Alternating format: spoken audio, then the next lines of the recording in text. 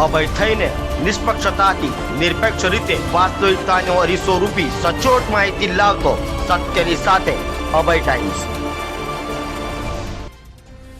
સુરતના નાની વેડ ખાતે આવેલ વર્ષો જૂના મંદિરને ખસેડવા માટે પાલિકા દ્વારા નોટિસ અપાતા સ્થાનિકોમાં રોષ જોવા મળ્યો હતો અને સુરત કલેક્ટર કચેરીએ પહોંચી વિરોધ કર્યા બાદ આંદોલનની ચીમકી સ્થાનિકોએ ઉચ્ચારી હતી।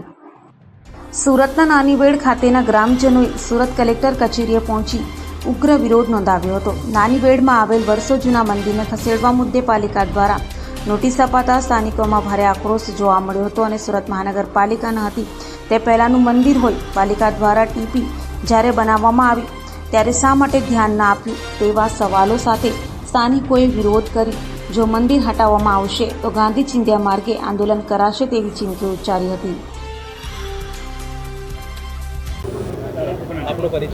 મારું નામ શૈલેષભાઈ રામુભાઈ પટેલ, પ્રમુખ શ્રી ચિત્રપડા કોળી પટેલ પગટ ટ્રસ્ટ ગોવિંદજોલ। રજૂઆત એવી છે, સુરત મહાનગરપાલિકા દ્વારા 11/6/2024 રોજ અમને એક અંબાજી મંદિર તથા લક્ષ્મીના મંદિર જે નાનીવેર ગામમાં આવ્યું પૌરાણિક મંદિર છે એને જાતે ડિમોલિશન કરી નાખવાની નોટિસ આપવામાં આવી 1 વીકમાં તમારે જાતે એટલે તમારે 1 વીકમાં એનું ડિમોલિશન કરી નાખવું જાતે જેટલો ભાગ કપાટમાં જાય છે એટલો। આ મંદિર 1968માં બનાવવામાં આવ્યું હતું અને સુરત મહાનગરપાલિકામાં સમાવેશ નાનીવેર ગામનો 1975માં થયો છે। પૌરાણિક મંદિર છે। કેટલી આસ્થા લોકોને જોડાય છે આ મંદિર જોડે? આ મંદિર સાથે નાનીવેર ગામ, મોતીવેર ગામ, ડબોલી ગામ, સિંગરપર, કુંજગલી, ઈદગાવાર, કતારગામ વિસ્તારના તમામ અમારા જે સ્થાનિકો લોકો છે એની આસ્થા મંદિર સાથે જોડે। મંદિરનો કેટલો ભાગ ડિમોલિશન કરવા માટે? મંદિરનો ભાગ સમજો કે 15 થી 20 ફૂટ।